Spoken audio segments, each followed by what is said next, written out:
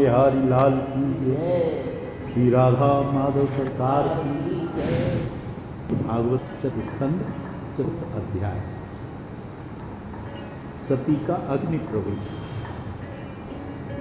श्री मैत्रेय जी कहते हैं, हे विदुर जी, इतना कहकर भगवान शंकर मौन हो गए। उन्होंने देखा कि दक्ष के यहाँ जाने देने अथवा जाने से रोकने, दोनों ही अवस्थाओं में सती के प्राण त्याग की संभावना है। इधर सती भी कभी बंधुजनों को देखने की इच्छा से बाहर जाती और कभी भगवान शंकर रुष्ट न हो जाएं, इस शंका से अंदर लौट आती। इस प्रकार कोई एक बात निश्चय न कर सकने के कारण वे दुविधा में पड़ गईं और उनका चित्त चंचल हो गया। बंधुजनों से मिलने की इच्छा में बाधा पड़ने से वे बड़ी अनमनी हो गईं। स्वजनों के स्नेहवश उनका हृदय भर आया और वे आंखों में आंसू भरकर अत्यंत व्याकुल होकर रोने लगी। उनका शरीर थरथर कांपने लगा और वे अप्रतिम पुरुष भगवान शंकर की ओर इस प्रकार रोषपूर्ण दृष्टि से देखने लगी मानो उसे जलाकर भस्म कर देंगे। शोक और क्रोध ने उनके चित्त को बिल्कुल बेचैन कर दिया और स्त्री स्वभाव की वशीभूत होकर उनकी बुद्धि मूढ़ हो गई। जिन्होंने प्रीतिवश उन्हें अपना आधा अंग तक दे दिया, उन सत्पुरुषों के प्रिय भगवान शंकर को भी छोड़कर वे लंबी लंबी सांसें लेती हुई अपने माता पिता के घर चल दी।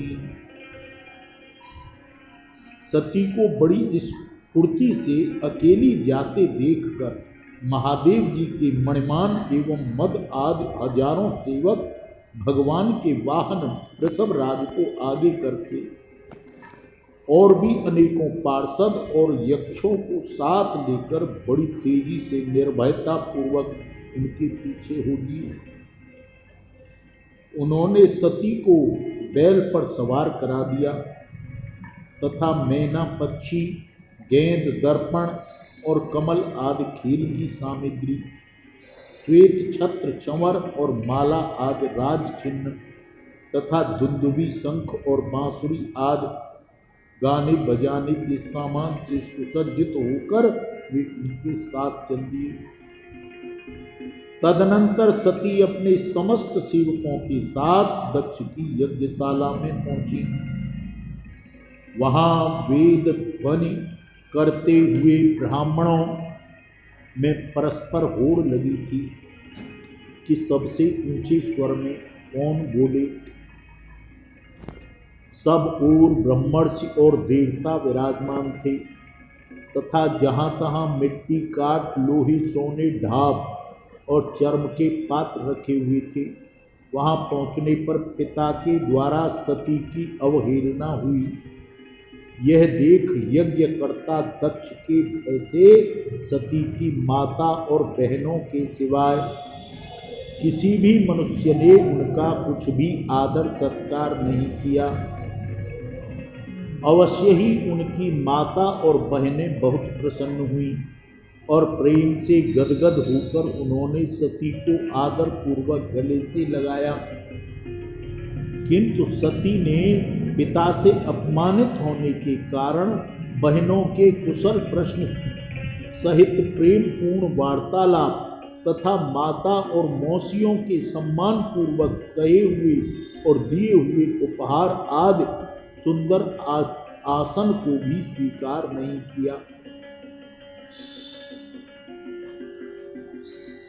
सर्वलोकेश्वरी देवी सती का यज्ञ मंडप में तो अनादर हुआ ही, उन्होंने यह भी देखा कि उस यज्ञ में भगवान शंकर के लिए कोई भाग नहीं दिया गया है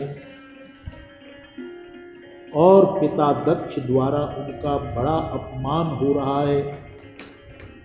इससे उन्हें बहुत क्रोध हुआ। ऐसा जान पड़ता था मानो वे अपने क्रोध से संपूर्ण लोगों को भस्म कर देंगे।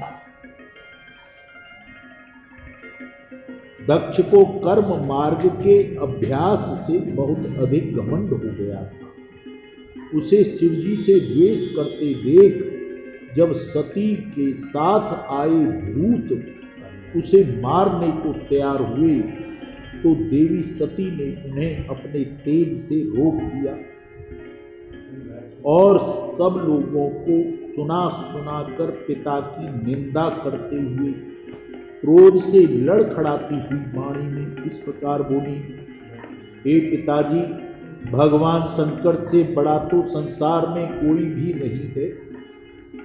वे तो सभी देहधारियों के प्रिय आत्मा हैं। उनका न कोई प्रिय है और न अप्रिय, अतएव उनका किसी प्राणी से वैर भाव नहीं है। वे तो सबके कारण और सर्वरूप हैं। आपके सिवाय और ऐसा कौन है जो उनसे विरोध करेगा। हे द्विजवर, आप जैसे लोग दूसरों के गुणों में दोष ही देखते हैं, किंतु कोई साधु पुरुष ऐसा नहीं करता। जो लोग दोष देखने की बात तो अलग रही, दूसरों के थोड़े से गुण को भी बड़े रूप में देखना चाहते हैं, वे सबसे श्रेष्ठ हैं। खेद है कि आपने ऐसे महापुरुष पर भी दोषारोपण ही किया। जो दुष्ट मनुष्य इस सब रूप जड़ शरीर को ही आत्मा मानता है, वह यदि ईर्ष्यावश सर्वथा ही महापुरुष की निंदा करे तो यह कोई आश्चर्य की बात नहीं है, क्योंकि महापुरुष तो उनकी इस चेष्टा पर कोई ध्यान ही नहीं देते, परंतु उनके चरणों की धूल उनके इस अपराध का सहन नहीं कर सकती और उनका तेज नष्ट कर देती है। अतः महापुरुषों की निंदा जैसा जघन्य कार्य उन दुष्ट पुरुषों को ही सेवा शोभा देता है, जिनका शिव यह 2 अक्षर का प्रसंगवश नाम एक बार भी मुख से निकल जाने पर मनुष्य के समस्त पापों को तत्काल नष्ट कर देता है और जिनकी आज्ञा का कोई भी उल्लंघन नहीं कर सकता। अहो, उन्हीं पवित्र कीर्ति मंगलमय भगवान शंकर से आप द्वेष करते हैं। अवश्य ही आप अमंगल रूप हैं। अरे महापुरुषों के मन मधुकर ब्रह्मानंदमय रस का पान करने की इच्छा से जिनके चरण कमलों का निरंतर सेवन किया करते हैं और जिनके चरणारविंद सकाम पुरुषों को उनके अभीष्ट भोग भी देते हैं, उन विश्व बंधु भगवान शिव से आप बैर करते हैं। वे केवल नाम मात्र के शिव हैं। उनका वेश अशिव रूप अमंगल है। इस बात को आपके सिवाय दूसरा कोई देवता जानता ही नहीं, क्योंकि जो भगवान शिव शमशान भूम्यस्थ नरमुंडों की माला, चिता की भस्म और हड्डियां पहने जटा बिखेरे भूत पिशाचों के साथ श्मशान में निवास करते हैं, उन्हीं के चरणों पर से गिरे हुए निर्माल्य को ब्रह्मा आदि देवता अपने सिर पर धारण करते हैं। यदि निरंकुश लोग धर्म मर्यादा की रक्षा करने वाले अपने पूजनीय स्वामी की निंदा करें तो अपने में उसे दंड देने की शक्ति न होने पर कान बंद करके वहां से चला जाए, और यदि शक्ति हो तो बलपूर्वक पकड़कर उस बकवादी की अमंगल रूप दुष्ट जिह्वा को काट दे। इस पाप को रोकने के लिए स्वयं अपने प्राण तक दे दे, यही धर्म है। आप भगवान नीलकंठ की निंदा करने वाले, इसलिए आपसे उत्पन्न इस शरीर को अब मैं रख नहीं सकती। यदि भूल से कोई निंदित वस्तु खा ली जाए तो उसे वमन करके निकाल देने से मनुष्य की शुद्धि बतलाई गई है। जो महामुनि निरंतर अपने स्वरूप में रमण करते हैं, उनकी बुद्धि सर्वथा वेद के विध निषेध वाक्यों का अनुसरण नहीं करती। जिस प्रकार देवता और मनुष्यों की गति में भेद रहता है, उसी प्रकार ज्ञानी और अज्ञानी की स्थिति भी एक सी नहीं होती। इसलिए मनुष्य को चाहिए कि वह अपने ही धर्म मार्ग में स्थित रहे।